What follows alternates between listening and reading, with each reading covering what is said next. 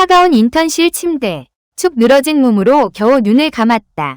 한 달 800위안의 박봉에 밤샘 근무는 일상이었다. 영혼까지 탈탈 털린 듯 피폐해진 나날들. 꿈에서도 온몸을 짓누르는 낙덩이 같은 피로가 나를 끈질기게 붙잡았다. 선생님, 휴가 신청서 좀 승인해주세요. 무심한 상사의 목소리가 점점 멀어지고 얇은 막 너머의 비현실적인 소리로 변해갔다. 심장이 폭풍처럼 요동치고 주변의 공기가 모두 빨려나가는 듯 숨조차 제대로 쉴 수 없었다. 모든 것이 암전으로 변하기 직전 시스템 화면에 선명하게 찍힌 붉은 글씨가 마지막으로 시야를 가득 채웠다. 승인 불가. 억울하고 분한 마음이 폭발하는 순간 나는 더 이상 그 어떤 것도 볼 수도 느낄 수도 없었다. 다시 눈을 떴을 때 가장 먼저 시야에 들어온 것은 비현실적으로 화려하게 반짝이는 거대한 크리스탈 샹들리에였다. 눈부신 빛에 무의식적으로 눈을 다시 감았다. 낯선 천장에 잠시 멍하니 시선을 고정하던 그때 귓가에 울음 섞인 목소리가 와락 쏟아졌다. 서연아, 내 딸 서연아. 동시에 고급스러운 향수 냄새가 코끝을 스쳤다. 황급히 몸을 돌려 옆을 바라보니 섬세하게 화장했지만 초췌함을 감출 수 없는 여인이 나를 향해 달려들려 했다. 옆에 서 있던 근엄한 남자가 그녀를 제지하며 침착하게 말했다. 박수진, 진정해. 아이가 천천히 적응하게 해줘. 그의 시선은 내가 입고 있는 낡고 얇은 티셔츠와 달아해진 옷깃을 스쳐 지나갔고 눈썹이 살짝 찌푸려졌지만 쉽게 알아챌 수는 없었다. 좀 더 멀리 떨어진 곳에는 인형처럼 예쁜 소녀가 아랫입술을 꽉 깨물고 있었다. 얼굴은 창백했고 아름다운 눈에는 경계심이 가득했으며 숨기려 해도 숨겨지지 않는 약간의 적의까지 섞여 있었지만 나는 그 모든 것을 똑똑히 보았다. 그녀는 즉시 옆에 서 있던 키 큰 소년의 등 뒤로 숨었다. 그 소년은 그녀의 손을 잡고 나를 향해 전혀 숨김없이 담담하고 멀어진 눈빛으로 바라보았다. 마치 내가 그들의 평화롭고 아름다운 삶을 망가뜨린 침입자라도 되는 것처럼 말이다. 동시에 조수처럼 방대한 정보가 내 머릿속으로 쏟아져 들어왔다. 한서연, 김 회장 가문이 진짜 영애는 16년 전 납치되어 실종되었고 가난한 양어머니 밑에서 자랐다. 눈앞에 부유해 보이는 부부는 김태호 회장과 그의 아내 박수진 여사였다. 아름다운 소녀 김지우는 김 회장 가문이 어릴 때부터 입양해 키운 가짜 영애였다. 옆의 소녀는 김현우로 한서연의 오빠였다. 그리고 이 모든 것이 진행되는 배경에는 원작 소설이라는 것이 있었다. 원작에서는 진짜 영애인 한서연이 가족의 정에 너무 목말라 김지우와 미친 듯이 다투고 끊임없이 문제를 일으키다 결국 모두에게 외면당해 비참한 결말을 맞이한다고 했다. 마음 가장 깊은 곳에서 원래 몸의 것이었던 씁쓸하고 신랄한 감정이 솟아났다. 그것은 혈육의 정에 대한 강렬한 갈망이었다. 그러나 그 감정은 내 안에서 곧 사라졌다. 전생에 나는 이미 사랑으로 가득 찬 마음을 가지고 있었다. 그녀는 내게 글 쓰는 법을 가르쳐 주었고 올바른 사람이 되는 법을 가르쳐 주었으며 아무리 까다로운 환자를 만나더라도 성질을 부리지 않고 마음에 담아두지 않는 법을 가르쳐 주었다. 그 사랑만으로도 나는 더 이상 다른 누구에게도 사랑을 구걸할 필요가 없었다. 나는 이미 충분히 채워져 있었다. 나는 이 집안에서 아무것도 쟁취하지 않을 것이며 저 가짜 여동생과 싸움을 벌이지도 않을 것이다. 내가 원하는 유일한 것은 전생의 고된 인턴 생활에서 벗어나 나 자신을 돌아볼 시간을 갖는 것이었다. 평화롭게 집에 돌아온 것만으로도 충분했다. 아니, 이제 나는 이 화려한 세상에서 그저 조용히 누워서 삶을 만끽하는 눕는 물고기가 되기로 결심했다. 그 누구도 나를 방해할 수 없을 것이다. 박수진 여사가 침묵을 깨고 입을 열었다. 그녀는 검은 카드를 내밀며 상냥하게 말했다. 서연아, 그동안 많이 힘들었지? 이걸로 네가 좋아하는 것들을 사렴. 두 생을 통틀어 블랙카드를 본 것은 이번이 처음이었다. 가난한 한의사 인턴이었던 나는 이렇게 많은 돈을 본 적이 없었다. 그래서 나는 즉시 손을 내밀어 카드를 기쁘게 받아들고 달콤한 목소리로 감사합니다 라고 덧붙였다. 김현우는 내 이런 모습에 픽하고 비웃었다. 큰 소리는 아니었지만 누구든 들을 수 있을 만큼 조롱 섞인 웃음이었다. 정말 돈을 본 적이 없었나 보네. 촌스럽기는. 나는 아랑곳 않고 고개를 들며 대꾸했다. 맞아, 난 돈밖에 모르는 촌뜨기야. 넌 이렇게 뼈 빠지게 일해도 몇 푼 벌지 못하는 나날들을 한 번도 겪어본 적이 없겠지. 5,000원짜리 국수 한 그릇에 채소를 조금 더해서 일주일을 먹던 상황도 말이야. 가장 힘든 날에는 사람들이 한 선생님이라고 부를 때마다 차라리 그냥 그만둘까 하고 생각하기도 했지. 피곤해. 나는 담담하게 말했다. 시선은 아무에게도 머무르지 않고 문 쪽으로 향하며 덧붙였다. 내 방은 어디예요? 쉬고 싶어요. 박수진 여사는 급히 하인에게 나를 방으로 안내하라고 시켰다. 나는 뒤에서 쏟아지는 호기심과 불만 섞인 시선들을 아랑곳하지 않고 곧장 걸어갔다. 그저 빨리 누워서 쉬고 싶을 뿐이었다. 등 뒤에서 김지우의 울먹이는 목소리가 들려왔다. 엄마, 언니가 저를 미워하는 건가요? 아니면 제가 그냥 나갈까요? 그녀의 목소리는 너무나 애처로웠다. 박수진 여사는 즉시 가슴 아파하며 그녀를 달랬다. 지우야, 무슨 소리 하는 거야? 이곳은 너의 집이야. 서연이도 아무렇게나 생각하지 마. 너는 아빠 엄마가 가장 아끼는 딸이란다. 나는 신경 쓰지 않고 곧장 침대로 향해 너무나 부드러운 매트리스에 몸을 뉘었다.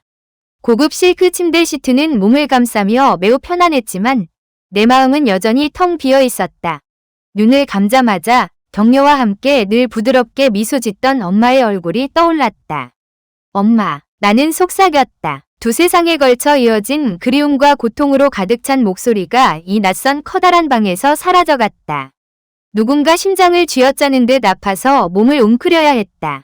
참을 수 없는 눈물이 본물처럼 터져 나와 베개를 흠뻑 적셨다. 이 낯선 세상에서 유일하게 진실된 것은 저 세상에 있는 엄마에 대한 사무치는 그리움뿐이었다.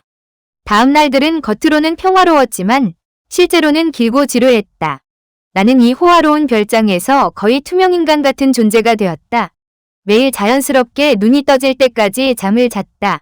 식사 시간에 김지우의 학업, 옷, 피아노 연주에 대한 대화에는 전혀 참여하지 않았다.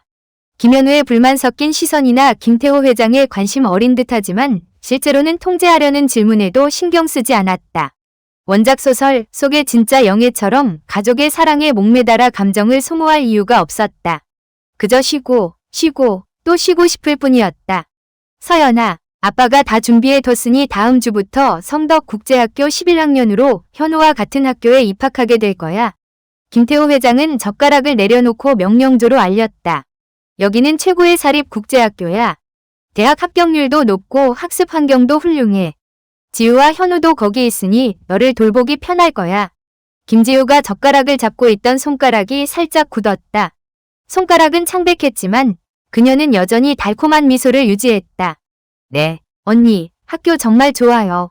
선생님들도 훌륭하시고 친구들도 친절하고 상냥해요.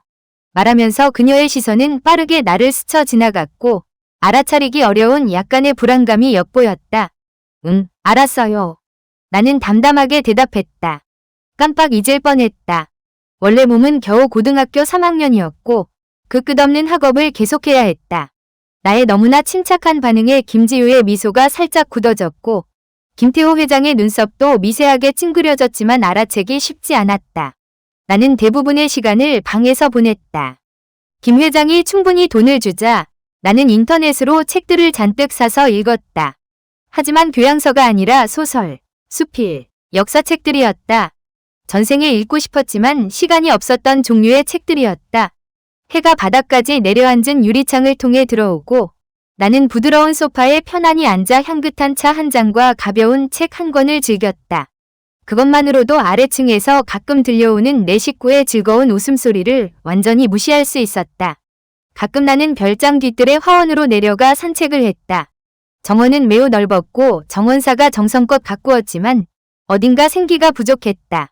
가끔 김지우가 내 근처에 나타나 공작새처럼 자랑스럽게 치맛자락을 휘날렸다. 그녀는 우연을 가장에 말을 걸고는 친한 척하면서도 은근히 떠보았다. 언니, 이 장미 예쁘죠? 아빠가 특별히 프랑스에서 들여온 거예요. 언니, 전에 좋아했던 거 있어요? 아니면 저랑 쇼핑 가실래요? 재미있는 곳 많이 알아요. 언니, 예전엔 정말 대단했죠? 그녀는 자신의 말로 내 얼굴에서 질투나 열등감, 분노 같은 감정을 찾으려 애썼지만 완전히 실패했다. 이 가짜 여동생의 서투른 도발은 내게 아무런 감정도 불러일으키지 못하고 그저 아이들의 장난처럼 느껴졌다. 나의 거의 무관심한 태도에 김지우는 점점 더 불안해졌다. 그녀는 원래 남들의 비위를 맞추고 김현우의 보호를 받으며 연약함을 이용해 자신의 위치를 공고히 하는 데 익숙했다. 내 등장은 잔잔한 호수에 던져진 돌멩이 같았지만 더 심각한 것은 그 돌멩이가 그녀가 소중히 여기는 것들에 전혀 관심이 없다는 점이었다. 이는 그녀에게 통제불능과 전례 없는 공포를 느끼게 했다. 어느 주말 오후 우연치 않게 모든 것이 폭발했다. 주방에 물을 가지러 가면서 넓은 거실을 지나가는데 김지우가 그랜드 피아노 옆에 앉아 느린 곡을 연주하고 있었다. 김현우는 그 옆에서 잡지를 읽고 있었고 박수진 여사는 맞은편에 앉아 딸이 피아노 치는 모습을 애정 어린 눈으로 바라보고 있었다. 매우 화목한 가족 분위기였다. 나는 아무에게도 신경 쓰지 않고 빨리 물을 길어 방으로 돌아가려 했다. 원작 소설 속의 진짜 영애는 이런 장면을 보면 질투에 눈이 멀어 문제를 일으켰지만 나는 그저 평화로운 휴식을 원했다. 그때 내가 막 지나가는 순간 김지우의 피아노 연주가 갑자기 끊어지고 짧은 비명소리와 함께 뭔가 부서지는 소리가 났다. 고가의 스타인웨이 피아노는 굉음을 내며 방 전체에 울려 퍼졌다. 어떻게 된 영문인지 김지우는 피아노 의자에서 굴러떨어져 카펫 위에 처량하게 앉아 있었다. 그녀는 작은 손목을 잡고 고통스러운 듯 처량한 표정을 짓고 있었다. 나는 그 자리에 서서 즉시 모든 것을 이해했다. 그녀는 너무나 여렸지만 마치 누군가에게 강하게 밀쳐져 넘어진 것 같았다. 젠장, 이제 난 피곤해 찌든 인턴이 아니잖아. 왜 또 이런 걸 봐야 해. 속으로는 투덜거렸지만 동시에 심장이 쿵 하고 떨어졌다. 누군가가 고통받는 것을 외면할 수 없다. 는 의사로서의 본능적인 윤리의식이 무의식적으로 고개를 들었다. 지우야. 박수진 여사는 즉시 소리치며 허둥지둥 달려갔고 목소리는 완전히 갈라져 있었다. 김현우 역시 즉시 잡지를 던져버리고 화살처럼 달려와 김지우를 아프게 껴안았다. 그의 칼날 같은 시선은 곧장 나를 향했다. 한서연, 너 대체 뭘 한 거야? 나는 빈 컵을 든 채 그 자리에 멍하니 서 있었다. 내가 서 있던 위치에서 김지우가 넘어진 곳까지는 여전히 34m가 넘게 떨어져 있었다. 저런 지나치게 극적인 넘어지는 방식에 과장된 비명소리까지 나는 보기만 해도 더 이상 설명하고 싶지 않았다. 나는 눈앞에서 연기하는 김지우를 그저 침착하게 바라보았다. 그녀는 고개를 숙이고 사슴처럼 겁먹은 긴 속눈썹을 들이웠지만 내 시선이 닿자마자 즉시 도발적인 비웃음이 떠올랐다. 그녀는 박수진 여사와 김현우가 자신에게 보내는 애정과 편애를 이용하고 있었다. 외지인인 나는 한마디도 변명할 수 없을 것이고 억울함의 통제력을 잃어 질투심에 동생을 다치게 한 죄를 뒤집었을 것이라고 생각하고 있었다. 언니와 상관없어. 내가 혼자 그랬어. 그녀는 나약하게 변명했고 목소리는 모기 소리처럼 작았다. 혼자 그랬는데 이렇게 됐다고? 김현우는 격분하여 벌떡 일어섰다. 압도적인 키 큰 몸집으로 나를 향해 한 발짝 다가서며 차갑게 말했다. 한서연, 김지우에게 당장 사과해. 박수진 여사도 고개를 들어 나를 바라보았다. 그녀의 눈빛은 실망과 안타까움으로 가득했다. 서연아, 지우는 늘 너와 잘 지내고 싶어 했단다. 네가 아무리 화가 나도 이렇게까지 할 수는 없어. 전생의 응급실에서 나는 온갖 종류의 무례한 환자 가족들이 생떼를 쓰는 것을 충분히 보았다. 눈앞의 광경은 그 소란스러운 장면들과 다를 바 없었다.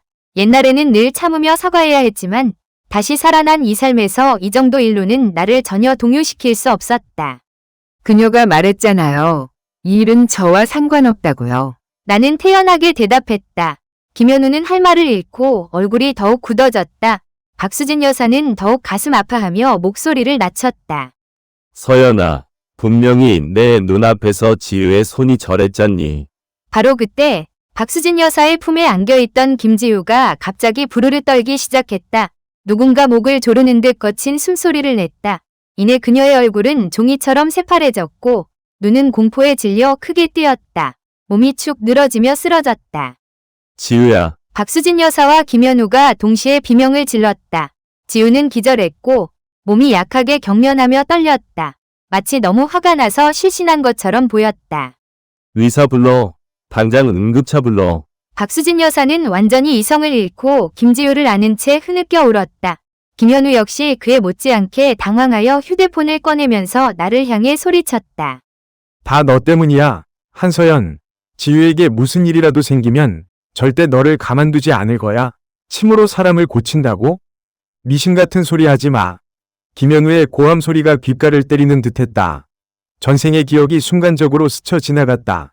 인턴 시절 침술의 효과를 믿지 않던 환자 가족에게 온갖 모욕을 들었던 날들이 주마등처럼 스쳐 지나갔다.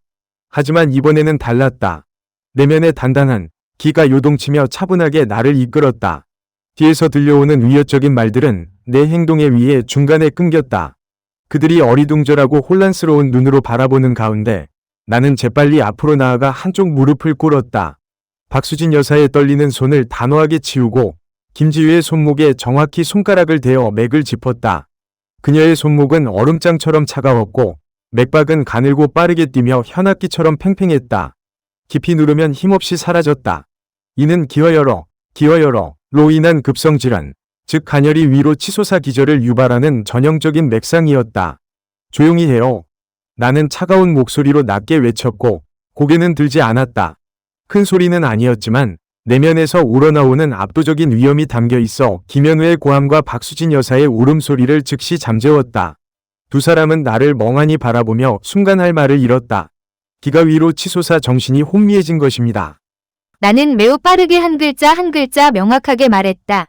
동시에 왼손 엄지손가락으로 김지우의 인중열을 강하게 눌렀고 오른손으로는 번개처럼 주머니에서 늘 가지고 다니던 미니침 세트를 꺼냈다. 전생에서 수많은 환자를 치료하며 단련된 나의 손은 망설임이 없었다. 이런 재벌가에서 침술이라니. 미신 취급받으면 어쩌지? 잠시 스치는 생각도 있었지만 생명을 구하려는 의사의 본능이 그 모든 것을 압도했다. 박수진 여사와 김현우가 반응할 틈도 없이 나는 단호하게 침 하나를 뽑아 정확하고 능숙하게 시술했다. 첫 번째 침은 즉시 머리 꼭대기에 백회열로 곧장 들어갔다. 두 번째 침은 빠르게 손에 합곡혈로 침투하여 강한 자극을 주었다. 세 번째 침은 발이 태충열에 바로 찔러 기어 급성질환을 전문적으로 치료하는 투철량 수법을 사용했다. 동작은 매우 숙련되었고 전생에 3년간 고생했던 시간이 헛되지 않았음을 증명했다.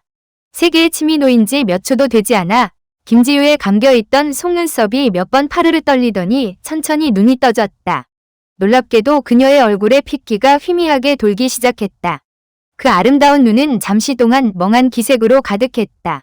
내 얼굴을 명확히 보게 되자 그녀는 화들짝 놀랐다. 지효.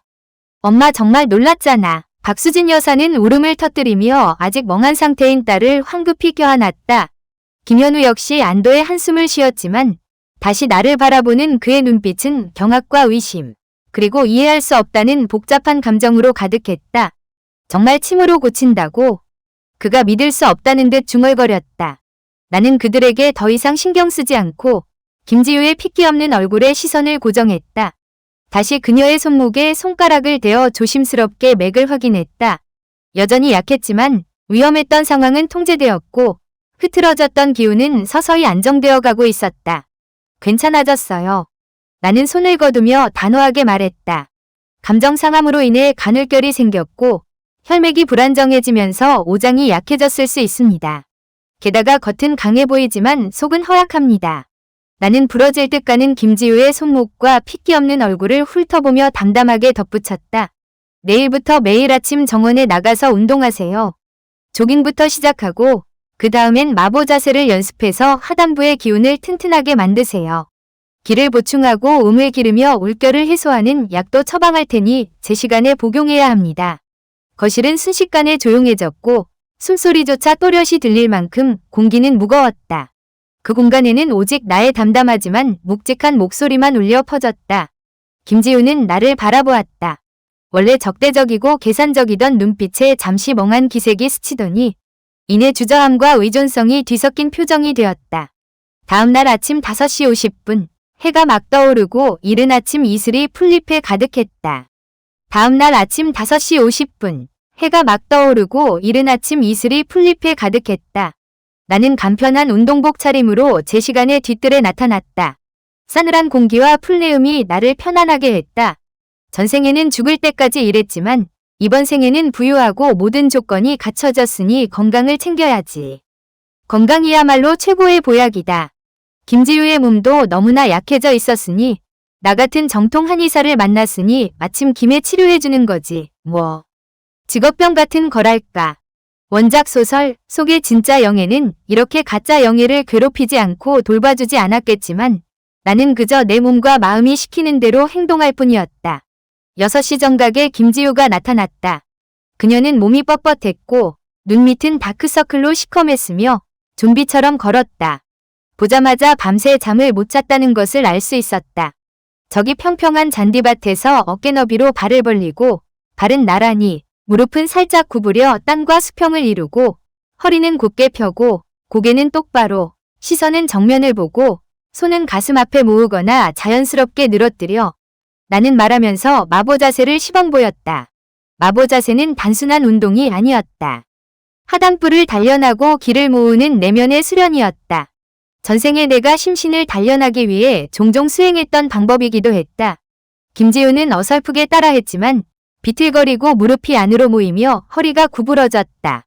10초도 채 되지 않아 작은 다리가 후들거리고 이마에는 땀방울이 송골송골 맺혔다. 허리는 곧게 펴고 무릎은 안으로 모으지 말고 발은 앞을 향하게. 나는 침착하게 상기시켰고 내 부드러운 목소리에 그녀는 움찔했다. 그녀가 자세를 교정하려 했을수록 더욱 어리숙하게 보였고 마치 닭 쫓던 개처럼 우왕좌왕했다. 고통스러운 숨소리가 고요한 아침 안개 속에 울려 퍼졌다. 언니, 저 더는 못 버티겠어요. 그녀의 목소리는 울먹이며 흐느낌이 섞여 있었다. 버텨. 나는 고개를 돌리지 않고 여전히 마보 자세로 안정된 호흡을 유지했다. 내 몸은 주로 기가 허해서 그래. 건강해지고 싶으면 좀 버텨야지. 정말 다시 기절하고 싶지 않으면 그냥 서 있어. 어제 기절했던 일을 언급하자 그녀는 즉시 몸서리쳤다. 숨막히는 듯 죽음과 삶을 오갔던 감각을 떠올리며 이를 악물고 참았다. 입술은 깨물려 피가 터졌지만 자세는 여전히 견고하게 유지했다. 땀방울이 뺨을 따라 길게 흘러내렸다. 시간은 세기처럼 길게 느껴졌다. 생리적인 눈물도 흘렸지만 동시에 고통스러우면서도 우스꽝스러운 표정을 지으면서도 그녀는 더 이상 한마디도 하지 않았다. 이른 아침 햇살 아래 그녀의 거짓된 강인함은 의도치 않게 평화로운 이른 아침 정원에서 보기 드문 그림이 되었다. 아침 고된 훈련 후 나는 그녀에게 처방전이 가득 적힌 종이 한 장을 건넸다. 이 처방은 환기 35, 단삼 15, 백출 12, 당귀 15, 맹문동 15, 오미자 6, 시호 15, 백봉령 12, 산조인 15, 용골 30, 모려 30, 감초 6. 매일 한 첩을 아침 저녁으로 나누어 복용하고 좋은 약재상에서 약을 지으세요. 김지우는 처방전을 들고는 구불구불한 낯선 한약재 이름들을 보다가 나를 올려다보았다. 그녀의 눈빛은 복잡했다. 두려움과 내키지 않는 마음이 섞여 있었지만 결국 운명을 받아들였다. 네, 알겠어요. 그녀는 힘없이 대답하며 처방전을 조심스럽게 접어 주머니에 넣었다. 그날부터 김 회장 가문이 별장 분위기는 이상해졌다. 매일 아침 정원에는 2개의 그림자가 보였다. 한 사람은 산처럼 굳건히 마보 자세를 취하고 안정된 호흡을 유지했고 다른 한 사람은 이를 악물고 땀을 비오듯 흘리면서도 결코 포기하지 않았다. 김지우의 버티는 시간은 30초에서 1분, 그리고 1분 반으로 늘어났고 자세는 눈에 띄게 안정되었다. 얼마 안 가 그녀의 방에서는 진한 한약 냄새가 풍겨나왔다. 처음 10여일 동안 그녀는 한약을 마실 때마다 지옥을 맛보는 듯한 표정이었다. 엄마인 박수진 여사는 안쓰러워 눈물을 흘렸고 김현우는 눈살을 찌푸렸다. 몇 번인가 말을 하려 했지만 김지우가 고통스러운 표정으로 코를 막고 약을 마시는 모습을 보자 그는 입을 다물었다. 김 회장 가문 전체를 더욱 놀라게 한 것은 김지우가 언제부터인가 나에게 의지하기 시작했다는 점이었다. 어느 날 저녁 식사 후 그녀는 망설이며 내 방문 앞에 서서 예쁘게 깎은 과일 접시를 들고 있었다. 얼굴에는 환심을 사려는 미소가 가득했다. 언니, 오늘 약 너무 써요. 설탕 좀 넣어 마시면 안 될까요? 나는 책을 넘기다가 그 말을 듣고 고개를 들었다. 예쁜 과일 접시를 훑어보고는 운동과 약 복용으로 훨씬 더 붉고 생기 있어진 그녀의 약간 통통한 얼굴을 바라보며 담담하게 2글자로 대답했다. 안 돼. 김지우의 얼굴은 즉시 시무룩해졌다. 마음대로 설탕을 넣으면 약효가 변해서 효능이 떨어져요. 나는 드물게 친절하게 설명해 주었고 덧붙였다. 약은 쓰지만 몸에 좋은 법. 조금만 참으면 돼요. 그녀는 마지못해 대답했지만 여전히 움직이지 않고 내 방문 앞에서 뭔가를 말하고 싶은 표정으로 서 있었다. 또 할 말이 있어? 언니, 내일 아침 훈련 10분만 늦게 시작하면 안 될까요? 딱 10분만요. 어제 연습한 것 때문에 지금도 너무 아파요. 안 돼. 나는 단호하게 말했다. 정확히 아침 6시에 와. 김지우는 시무룩하게 과일 접시를 들고 돌아섰다. 그녀의 뒷모습은 억울함으로 가득했다. 그러나 다음날 아침 5시 50분, 그녀는 여전히 정원에 꾸물꾸물 나타났다. 나를 향한 시선은 마치 내가 무정한 노예주라도 되는 양원망으로 가득했다. 박수진 여사와 김태호 회장은 이 모든 것을 지켜보며 복잡한 마음을 감출 수 없었다. 김지우가 나에게 보이는 태도가 기이하게 변한 것에 놀랐지만 그녀의 건강과 기질이 눈에 띄게 좋아진 것에 더 경악했다. 지우는 이제 더 예뻐졌고 얼굴에 핏기가 돌았으며 이전처럼 짜증내거나 힘들다고 불평하는 일이 없어졌고 말하는 것도 훨씬 활기차졌다. 김현우는 더욱 난처했다. 그는 원래 여동생을 보호하는 데 익숙했지만 매번 내 앞에서 순종적이고 사랑스러우며 말을 잘 듣는 아기 고양이 같은 지우를 볼 때마다 화를 내고 싶어도 명분을 찾을 수 없었다. 어쨌든 지우의 건강은 눈에 띄게 좋아지고 있었고 게다가 그녀가 자발적으로 나를 따르는 것이지 누가 억지로 시킨 것이 아니었다. 그렇게 김 회장 가문에는 새로운 균형 상태가 점차 형성되었다. 나의 나날은 아침 훈련, 쓴 약 복용, 독서, 그리고 가끔 김지우의 온갖 애교, 조르기, 그리고 고자질에 응대하는 것으로 흘러갔다. 외부인들의 눈에는 나와 지우의 관계가 여전히 냉담해 보였고 심지어 내가 일방적으로 압박하는 것처럼 보였지만 우리 둘만이 조용히 무언가가 변하고 있다는 것을 알고 있었다. 그녀가 나를 보는 눈빛은 더 이상 적대감과 계산적인 태도가 아니었고 그 대신 아주 자연스러운 친근함이 자리 잡았다. 입으로는 여전히 약이 쓰다고 훈련이 너무 힘들다고 투덜거렸지만 그녀는 한 번도 훈련을 빠뜨리지 않았고 몰래 약을 버리는 일도 더 이상 없었다. 나는 원작 소설 위 비참한 결말을 피한 것을 넘어 다른 방향으로 흘러가는 이야기에 알 수 없는 안도감을 느꼈다.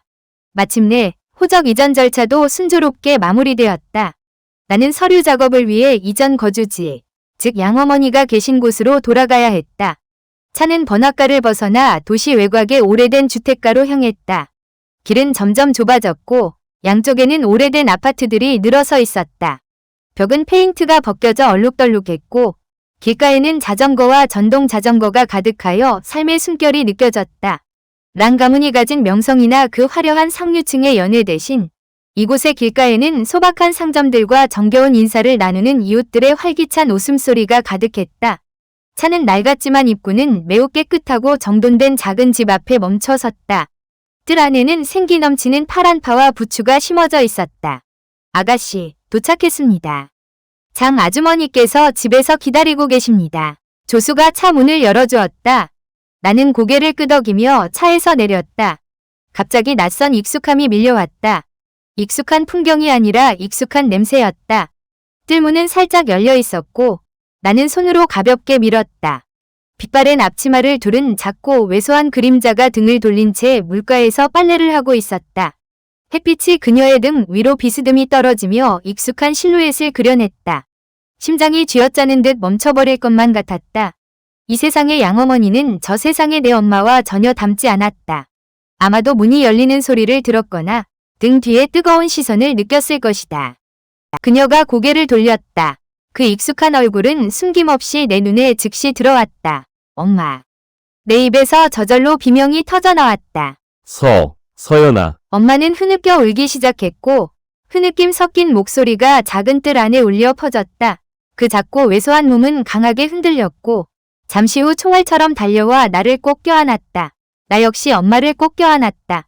마치 엄마를 내 피와 살 속으로 녹여버리고 싶은 것처럼 나는 익숙한 엄마의 목에 얼굴을 묻고 익숙하고 편안한 엄마 몸에서 나는 비누 향기를 탐욕스럽게 들이마셨다. 참을 수 없는 눈물이 터져 나와 엄마의 옷을 흠뻑 적셨다. 이 세상으로 넘어온 후 엄마가 겪었던 억울함, 피로, 외로움, 그리고 고독함이 마침내 그 익숙하고 따뜻한 품 안에서 터져나왔다. 이 품 안에서 나는 억눌렸던 모든 감정들이 터져나오는 것을 느꼈다. 알고 보니 이 차원 이동의 마지막 도착지는 냉담한 부유한 가정도 진짜 가짜 영예들 사이의 복잡한 다툼도 아니었다. 바로 여기 이미숙 엄마의 따뜻한 품이었다. 작고 낡은 집이었다. 거실 하나와 침실 하나뿐이었고 가구는 몇 개 없었지만 먼지 하나 없이 깨끗하게 청소되어 있었다. 공기 중에는 익숙한 음식 냄새가 희미하게 풍겼고 깨끗한 유리창을 통해 햇빛이 들어와 집안 곳곳에 따뜻한 빗줄기를 만들었다. 나와 엄마는 낡고 작은 소파에 나란히 앉아 서로의 손을 꼭 잡았다. 마치 조금이라도 놓으면 상대방이 즉시 사라져버릴 것만 같았다. 그날 병원에서 전화가 와서 엄마의 목소리는 흐려졌고 더 이상 말을 잇지 못했다. 그저 내 손을 더욱 세게 잡았고 엄마의 손가락은 떨리며 내 손을 부드럽게 쓰다듬었다. 엄마가 병원에 달려갔을 때는 내 작고 연약한 엄마는 이미 죽어 있었다. 거대한 슬픔이 다시금 나를 덮쳐 심장이 칼에 찔린 듯 아팠다. 그녀의 말을 듣고 나는 깨달았다. 엄마 역시 차원 이동을 한 것이었다. 엄마는 나의 죽음에 너무 슬퍼서 이 세상으로 넘어온 것이었다. 어쩌다 보니 그녀는 원래 몸의 양어머니인 장 아주머니에게 빙의되어 있었다. 사랑하는 딸을 향한 사무치는 그리움이 이 세상까지 이어져 기적을 만들어낸 것일까? 나는 떨리는 엄마의 가녀린 어깨를 급히 끌어안으며 위로했다. 괜찮아, 엄마. 다 지나갔어. 딸은 여기 있어. 건강하고 안전하게 엄마 옆에 있잖아. 엄마는 내 품에 기대어 힘없는 아이처럼 소리 없이 울었다. 그녀는 낯선 세상으로 넘어온 후 딸을 그리워하며 보낸 외롭고 고독했던 나날들을 수줍게 나에게 이야기했다. 매일매일 너처럼 엄마는 이 작은 가게에서 살고 있었어. 혹시라도 언젠가 우리 서연이도 여기로 넘어오면 엄마가 없으면 뭘 먹을까 하고 늘 걱정했지. 엄마는 눈물을 가득 머금은 눈으로 나를 올려다보았다. 거칠고 떨리는 손으로 내 얼굴을 안타깝게 쓰다듬으며 말했다. 내 딸, 서연아, 드디어 엄마에게 돌아왔구나. 우리는 그렇게 서로를 안고 울고 웃고 또 울었다. 두 낯선 세상에서 쌓였던 모든 서러움과 그리움을 쏟아냈다. 마음이 조금 진정되자 내가 가장 먼저 한 일은 휴대폰을 꺼내 화면을 몇 번 조작한 후 엄마 앞에 내미는 것이었다. 엄마, 이거 봐. 휴대폰 화면에는 내 은행 계좌 잔액 정보가 떠 있었고 길고 긴 숫자들이 선명하게 보였다. 김 회장 가문에서 저한테 준 돈이에요. 나는 간략하게 설명했다. 오랫동안 억압받았던 것에서 벗어난 듯 편안함이 가득한 목소리였다. 생활비, 위자료 등 온갖 명목으로 받았어요. 이렇게나 많다고? 엄마는 깊은 한숨을 쉬었다. 평생을 아끼며 살았던 그녀는 이렇게 거대한 돈을 본 적이 없었다. 네.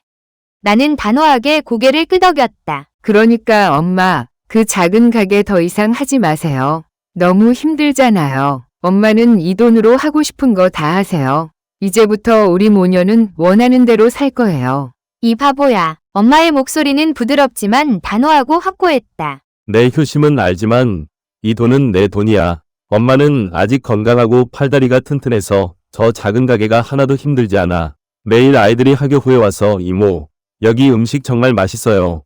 라고 칭찬하면 엄마는 너무 행복하단다.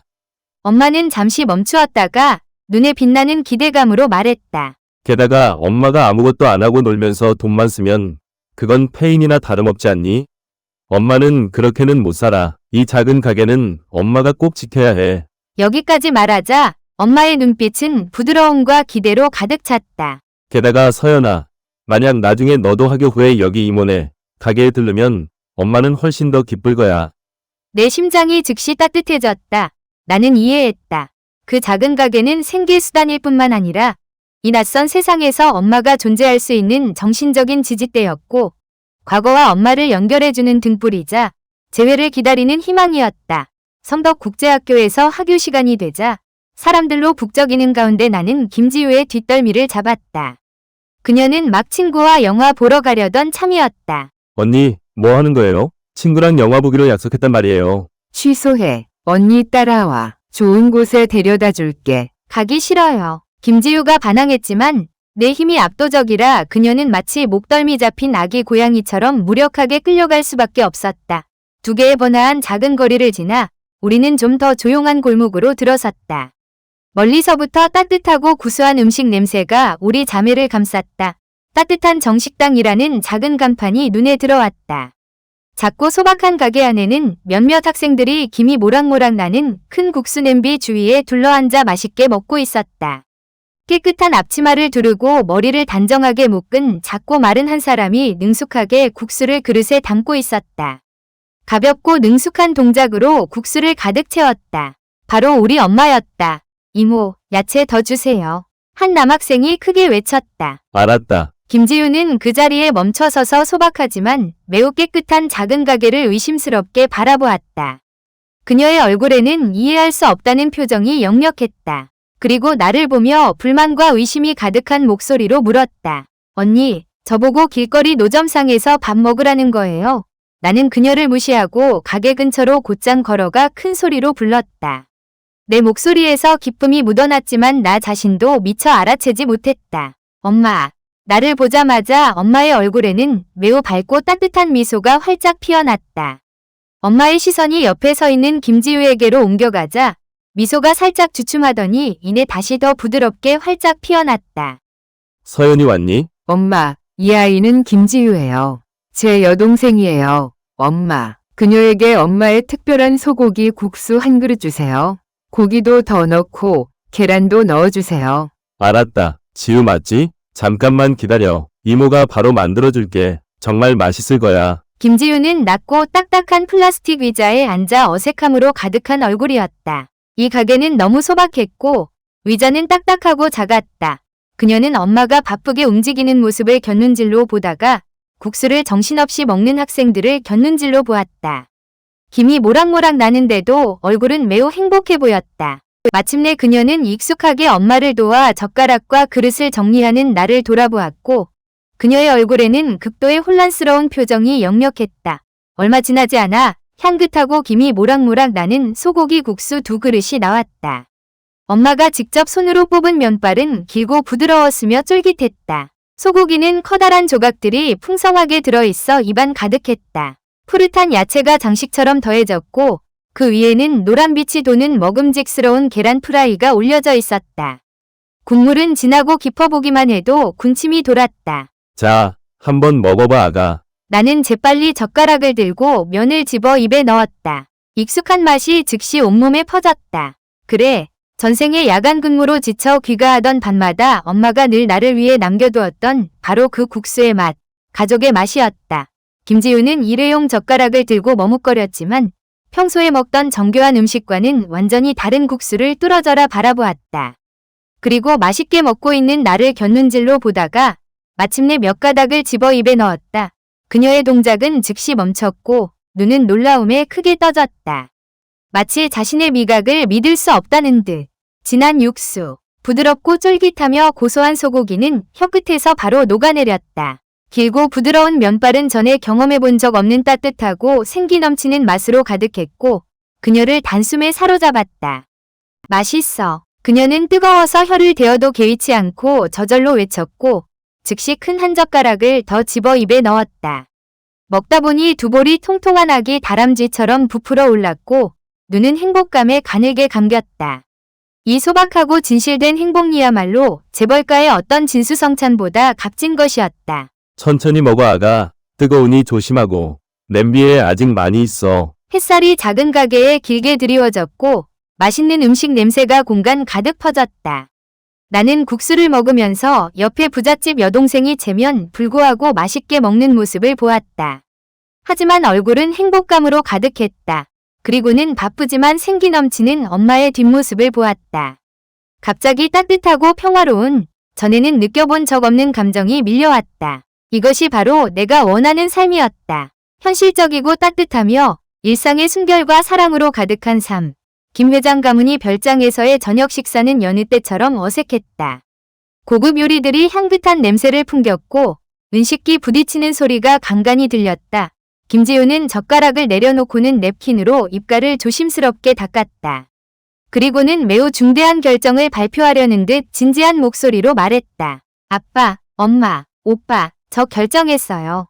위과대학에 가고 싶어요. 김현우는 마시던 수프를 뿜을 뻔했다. 마치 여동생의 머리에 뿔이라도 돋아난 듯한 표정으로 그녀를 쳐다보았다.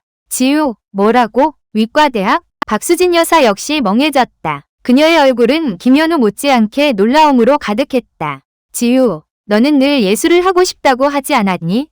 의학 공부는 정말 힘들단다. 여자아이가 이 분야를 공부하는 건 정말 고생이야. 헛소리 마. 의학 공부는 시간이 오래 걸리고 압박이 커서 아무나 할 수 있는 게 아니야. 내 몸이 이제 겨우 조금 나아졌는데 견딜 수 없을 거다. 아빠는 이미 성덕예술학원과 연락을 마쳤어. 싫어요. 김지우는 갑자기 목소리를 높였다. 전례 없는 단호함이었다. 허리를 꼿꼿이 세우고 부모님과 오빠를 훑어보았다. 마침내 나에게 시선이 멈추었고 지지를 구하는 듯했다. 더 이상 예술을 공부하고 싶지 않아요. 저도 두렵지 않아요. 지금 건강도 아주 좋고 언니가 매일 마보 자세를 연습하게 하고 언니가 처방해준 약을 마시고 이모, 언니 엄마 음식까지 먹으니 보약보다 훨씬 효과가 좋아요. 의학 공부가 정말 힘들다는 건 알아요. 하지만 저는 언니처럼 되고 싶어요. 많은 것을 알고 싶어요. 누군가 위험에 처했을 때 그 사람을 살릴 수 있는 것. 그런 느낌이 정말 대단할 것 같아요. 그 힘찬 말은 즉시 식탁을 죽음 같은 침묵에 빠뜨렸다. 박수진 여사와 김태호 회장은 서로를 쳐다보며 너무나 갑작스럽고 계획과는 동떨어진 딸의 전과 선언을 미처 소화하지 못했다. 김현우는 마치 여동생을 처음 본 것처럼 그녀를 바라보았다. 복잡한 눈빛이 나와 지우 사이를 오갔다. 나는 마지막 음식을 느긋하게 삼키고 젓가락을 내려놓았다. 김지우의 기대에 찬 눈빛을 정면으로 바라보며 고개를 가볍게 끄덕였다. 괜찮을 거야. 하지만 의학 공부는 정말 힘들단다. 의학 공부는 정말 힘들지. 양리학, 내과, 외과, 산부인과, 소아과 등등. 네가 마보 자세 연습하는 것보다 100배는 더 힘들 거야. 안 무서워요. 김지우는 즉시 말을 잘랐다. 작은 얼굴에는 강인함이 가득했고 마치 갓 태어난 아기가 두려움이 없는 것처럼 보였다. 지우의 몸은 이제 안정되었으니 훈련을 꾸준히 유지하면 괜찮을 겁니다. 내 말은 이상하게도 모두를 안심시키는 효과가 있는 듯했다. 김태호 회장의 찌푸려졌던 눈썹이 조금 풀렸지만 여전히 완전히 동의하지는 않았고 최소한 즉시 반대하지도 않았다. 박수진 여사는 입술을 앙다물고 있다가 마침내 걱정스러운 한숨을 길게 내쉬었다. 며칠 후 우편 배달부가 김 회장 가문이 별장문을 눌렀다. 크라프트지 재질의 큰 봉투 2개가 거실로 전달되었다. 봉투에는 서로 다른 두 대학의 로고가 인쇄되어 있었다. 김지우가 가장 먼저 달려와 기쁨에 소리치며 자신의 봉투 2개를 흔들었다. 수도의화대학교 임상의학과 합격 통지서라는 글자가 적힌 종이가 나오자 그녀는 너무 감격하여 울면서도 웃었다. 저 합격했어요. 언니, 저 정말 합격했어요. 박수진 여사와 김태호 회장도 급히 다가와 합격 통지서를 주의 깊게 보았다. 그들의 얼굴에는 기쁨, 걱정 등 복잡한 감정들이 역력했고 마침내 딸의 성공에 대한 자부심으로 바뀌었다. 김현우 역시 여동생을 다독이며 희미한 미소를 지었다. 그 떠들썩한 분위기 속에서 나는 남은 봉투를 조용히 들었다. 느긋하게 봉투를 열어 안에서 한 장의 통지서를 꺼냈다. 눈에 띄는 황금색 대학 로고 아래에는 크고 선명한 글씨가 적혀 있었다.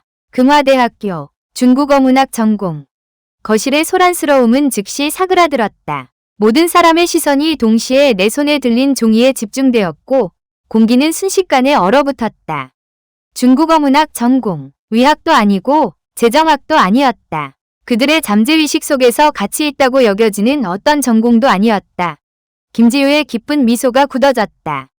그녀는 자신의 의대 합격 통지서를 보다가 나를 바라보았다. 입이 크게 벌어져 오자 모양이 되었다. 언니, 의대 안 갈 거예요? 그녀의 목소리에는 경악과 믿을 수 없다는 감정이 가득했다. 지우의 마음속에서 나의 침술과 기이한 맥진 기술은 거의 마법에 가까웠고 그녀가 전력을 다해 추구하는 목표였다. 그런데 정작 당사자는 그 목표를 그렇게나 자연스럽게 버리다니. 박수진 여사와 김태호 회장도 굳어졌다. 그들의 눈빛에는 당황스러움과 함께 숨길 수 없는 약간의 실망감이 엿보였다. 두 사람의 생각 속에서 내 의학적 재능은 분명 김 회장 가문이 자랑스러워할 만한 것이었는데 이제 와서 그런 천박한 문학 전공을 위해 포기한다니. 나는 눈을 감았다. 내 마음속에는 설명할 수 없는 안도감과 홀가분함이 밀려왔다. 전생에는 생계와 엄마의 기대를 위해 가장 안정적이지만 가장 힘든 길인 위학을 선택했다. 응급실에서의 밤샘 근무, 논문, 맷돌처럼 무거운 압박감은 결국 내 젊음을 짓눌렀다. 원작 소설 속의 진짜 영애처럼 가족에게 얽매여 비참해지지 않으려 했고, 그 결과 나는 나만의 진정한 길을 찾고 싶다는 내면의 갈망을 깨달았다.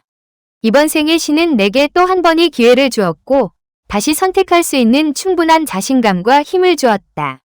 나는 마침내, 그리고 오직 한 가지, 너무 오랫동안 억눌려왔던 내 마음속 깊은 곳의 목소리를 듣고 싶었다. 응, 안 할래. 그냥 내가 좋아하는 걸 공부할 거야. 설명도, 변론도 없이 나는 그저 하나의 사실을 선언했다. 합격 통지서를 들고 몸을 돌려 내 방으로 향했다. 내 뒤로는 김 회장 가문 식구들의 놀라움과 약간의 아쉬움이 섞인 침묵이 흘렀다. 매미 소리가 맴돌고 아스팔트 도로는 뜨거운 열기를 뿜어냈다. 익숙한 구시가지의 좁은 골목으로 들어서자 시끄럽고 번잡하며 더운 열기는 마치 보이지 않는 막에 의해 차단된 듯했다. 골목 끝에는 엄마의 따뜻한 정식당이라는 작은 가게가 몇 개의 양산을 펼쳐놓고 있었다. 양산 아래에는 몇 개의 간이 접이식 테이블이 손님들로 가득했다. 대부분 학생들과 근처 주민들이었다. 향긋한 음식 냄새가 공간 가득 퍼졌다. 진하게 우러난 육수 냄새, 매콤한 고추기름 냄새, 그리고 엄마가 특별히 졸인 고기 냄새까지 모두 매력적으로 어우러져 있었다. 이모, 냉면 한 그릇 더요. 식초랑 고추 많이 넣어주세요. 농구복을 입은 남학생 한 명이 땀을 닦으며 크게 외쳤다. 네. 엄마는 깨끗한 캐럴 앞치마를 두른 채 즐겁게 대답했고 가볍게 손발을 움직여 냉면을 냉장고에서 꺼냈다. 그 위에 붉은 고추기름을 듬뿍 올리고 푸릇한 오이채와 노란 지단, 향긋한 마늘물을 더하니 그 동작이 능숙하고 아름다웠다. 양산 아래 나와 김지우는 마주보고 앉아 있었다. 그녀 앞에는 김이 모락모락 나는 매운 소고기 국수 한 그릇이 놓여 있었다. 그녀의 입술은 매워서 붉게 부어올랐지만 얼굴은 행복으로 가득했고 체면 따위는 신경 쓰지 않고 열심히 먹었다. 이 순간 김지우의 얼굴은 벌겋게 달아올랐고 입술은 매워서 부어올랐지만 표정은 더없이 만족스럽고 행복했다. 몇 달간의 의대 생활은 그녀에게서 아가씨의 티를 꽤나 벗겨내었고 눈빛에는 의대생 특유의 진지함과 단단한 의지가 나타났다. 끔찍한 시험 기간을 막 통과한 그녀는 지금 내 엄마의 맛있는 음식으로 지난 시간 동안 상처받았던 미각과 영혼을 달래고 치유하고 있었다. 국수를 거의 다 먹었을 때 그녀는 마침내 고개를 들고 옆에 있던 매실차를 길게 들이마셨다. 그리고 숨을 크게 내쉰 후 호기심 가득한 눈으로 나를 훑어보았다. 언니, 또 새 작품 쓰고 있어요? 이번엔 무슨 장르예요? 추리, 로맨스 아니면 공포? 위사에 대한 이야기야. 나는 고개를 들지도 않고 손가볍게 원고 페이지에 깨알같이 글을 써 내려갔다. 입꼬리가 살짝 올라갔다. 좀 피곤한 이야기지만 아주 아름다운 이야기지. 그러나 내 펜 끝에는 위학 인턴의 피로와 단호함, 삶에 대한 경외심과 회의감, 그리고 어떤 침묵의 포기와 화해가 담겨 있었다. 김지우는 알아듣는 듯 모르는 듯 대충 고개를 끄덕였지만 시선은 내 손 옆에 원고 페이지에서 떠나지 않았다. 언니가 글 쓸 때 모습이 꼭 병원에서 환자를 진료할 때랑 똑같아요. 그녀는 한참 생각하더니 마침내 짧은 한마디로 결론을 내렸다. 확실해. 응, 확실해. 언니는 마치 뭐든 손바닥 안에 쥐고 있는 것 같아. 나는 웃음을 터뜨리며 옆에 있던 얼음 생수 한 잔을 들어 한 모금 마셨다. 시큼달콤하고 시원한 맛이 즉시 혀끝에 퍼져 여름날의 더위와 짜증을 씻어주었다. 이모, 냉면 나왔어요? 아까 농구복을 입은 남학생이 밖에서 다시 소리쳤다. 곧 나간다. 엄마는 능숙하게 대답하며 색색깔의 먹음직스러운 냉면 한 그릇을 들고 나섰다. 천천히 먹어야. 부족하면 이모한테 말하고. 엄마는 국수 그릇을 내려놓고 익숙한 시선으로 나와 김지우를 훑어보았다. 두 사람의 물잔이 비어있고 지우의 소고기 국수도 거의 바닥난 것을 보자 엄마는 즉시 크게 외쳤다. 서연아, 지우야, 매실차나 우유 더 마실래? 지우, 소고기 국수 국물 더 줄까? 네. 김지우는 즉시 신나서 손을 들었다. 마치 엄마가 먹이를 물어다 줄 것을 기다리는 아기 새처럼 입을 벌렸다. 이모, 매운 사태 소스 특별한 거 한 숟가락 더 주세요. 응, 잠시만 기다려. 엄마는 즐겁게 웃으며 주방으로 돌아가 다시 바쁘게 움직였다. 엄마의 몸은 여전히 작았지만 허리는 언제나 꼿꼿했고 생기가 넘쳤다. 큰 양산 틈새로 햇살이 스며들어 내 앞에 원고 용지에 김지우의 행복하고 만족스러운 얼굴에 그리고 바쁘지만 편안해 보이는 엄마의 뒷모습에 내려앉았다. 이 모든 것이 작지만 일상의 순결과 사랑, 그리고 향긋한 음식 냄새로 가득한 작은 공간을 감쌌다. 나는 펜을 내려놓고 고개를 들어 골목 입구를 바라보았다. 뜨겁게 불타오르는 듯한 태양이 온 세상을 황금빛으로 물들이고 있었다. 김지우는 김이 모락모락 나는 매운 소고기 국수를 껴안고 국물은 붉게 빛났다. 먹으면서 하하 소리를 내며 가끔 만족스러운 한숨을 쉬었다. 문득 뭔가가 생각났는지 그녀는 젓가락을 내려놓고 빵빵한 책가방 속을 한참 뒤적거리더니 커다란 대학 로고가 박힌 두툼한 노트 한 권을 꺼냈다. 그녀는 의기양양하게 노트를 내 앞에 콱 내려놓으며 눈을 반짝였다. 마치 보물을 바치듯. 언니, 제가 그린 이 해부도들 좀 빨리 봐주세요. 제대로 그렸는지, 그리고 이 양리 기전 도면도요. 제가 그렸는데 왜 자꾸 뒤죽박죽 엉망인 것 같죠? 나는 밤샘 공부로 인해 그녀의 눈 밑에 생긴 다크서클을 보다가 그 복잡하지만 매우 깔끔한 글씨로 가득한 도면 노트를 보았다. 무심코 한숨을 내쉬며 감탄했다. 나는 펜을 내려놓고 노트를 받아들어 하나하나 자세히 살펴보았다. 여기 봐. 너 손 뒤침근 그룹을 그렸는데 틀렸어. 그리고 여기 주신경도 정확하지 않고. 내 손가락은 종이 위를 가리켰고 목소리는 침착했지만 매우 정확했다. 김지우는 급히 더 가까이 다가와 마치 착한 학생처럼 주의 깊게 살펴보았다. 김지우는 고개를 끄덕이며 닭이 모이를 쪼듯 연신 끄덕였다. 손으로는 빠르게 펜을 들고 메모하며 입으로는 계속 중얼거렸다. 아, 그렇구나. 어쩐지 그릴 때마다 뭔가 이상하더라니. 언니 정말 최고예요. 저희 해부학 선생님보다 훨씬 잘 가르쳐줘요. 아부 떨지 마. 나는 그녀의 이마를 가볍게 톡 쳤다. 힘은 약했지만 기본 지식이 약하면 나중에 본과 3학년 때 큰일 난다. 지금 도면도 틀리게 그리는데 나중에 해부할 때는 어떻게 하려고? 네, 알겠습니다. 한 선생님. 그녀는 즉시 이마를 감싸쥐고 얼굴을 잔뜩 찡그리며 과장된 표정을 지었지만 눈빛은 웃음과 믿음으로 가득했다. 이모. 계산이요. 옆 테이블 손님이 손을 들어 물었다. 곧 간다. 엄마의 목소리가 명확하게 들려왔다. 그녀는 능숙하게 손을 닫고 다가가 환한 미소로 말했다. 아가, 다 먹었니? 음식은 입에 맞았어? 진짜 맛있어요. 이모. 이모 솜씨는 정말 최고예요. 손님이 엄지손가락을 치켜들며 열정적으로 칭찬하자 엄마는 더욱 즐겁게 웃었다. 눈가의 주름은 만족감으로 깊어졌다. 엄마는 능숙하게 돈을 계산하고 거스름돈을 손님에게 건네주었다. 모든 동작은 마치 미리 프로그램된 듯 익숙하고 부드러워 놀라웠다. 손님이 가자 엄마의 시선은 다시 나와 지우가 앉은 테이블로 돌아왔다. 지우의 해부도 스케치 노트가 펼쳐져 있고 내 손가락이 가리키는 것을 보자 엄마는 인자하게 웃었다. 마치 눈에서 물이 흘러내릴 듯 부드러운 미소였다. 엄마는 아무 말 없이 가볍게 돌아가 냉장고에서 시원한 개화 석류젤리 2그릇을 꺼내 우리 옆에 놓아주었다. 얘들아, 잠깐 쉬면서 시원한 거 좀 먹고 기운 차려. 엄마의 목소리는 맑고 부드러웠다. 마치 한여름날 시원한 바람 같았다. 서연아, 지우한테 너무 신경 쓰다가 내 것 다 잊어버리는 거 아니지? 달콤한 석류젤리 향기가 은은한 개화 향과 어우러져 코끝을 간지렸다. 나는 한 숟가락 떠서 입에 넣었다. 시원하고 달콤한 맛이 즉시 몸속의 더위와 피로를 씻어주었다. 엄마, 저도 알아요. 지금도 쓰고 있어요. 나는 미소를 지으며 눈앞에 놓인 깨알 같은 원고 뭉치를 가리켰다. 거의 다 됐어요. 김지우는 기다리지 못하고 즉시 개화 석류젤리 한 숟가락을 입에 넣었다. 즉시 만족감에 눈을 감고 불분명한 목소리로 말했다. 이모가 만든 차가 세상에서 제일 맛있어요. 인터넷 맛집보다 100배는 더 맛있고 제 학교 앞 식당보다도 훨씬 맛있어요. 나중에 의사 되면 매일 동료들 데리고 이모 가게 응원 올게요. 이모가 고맙구나, 김 선생님. 나는 군대식으로 격려를 하고는 즉시 자신의 해부도 노트에 고개를 숙이고 집중해서 필기했다. 태양은 여전히 뜨겁고 매미 소리는 끊이지 않았다. 따뜻한 정식당이라는 작은 가게 앞에는 마치 작고 특별한 세상이 펼쳐진 듯했다. 평화롭고 따뜻한 세상이었다. 나는 만년필을 들고 펜촉을 종이에 대었다. 피로와 단호함, 그리고 버릴 수 없는 열정의 이야기를 계속 써내려갔다. 옆에는 미래의 김 의사가 공부에 몰두하고 있었고, 눈앞에는 바쁘지만 생기 넘치는 엄마의 모습이 있었다.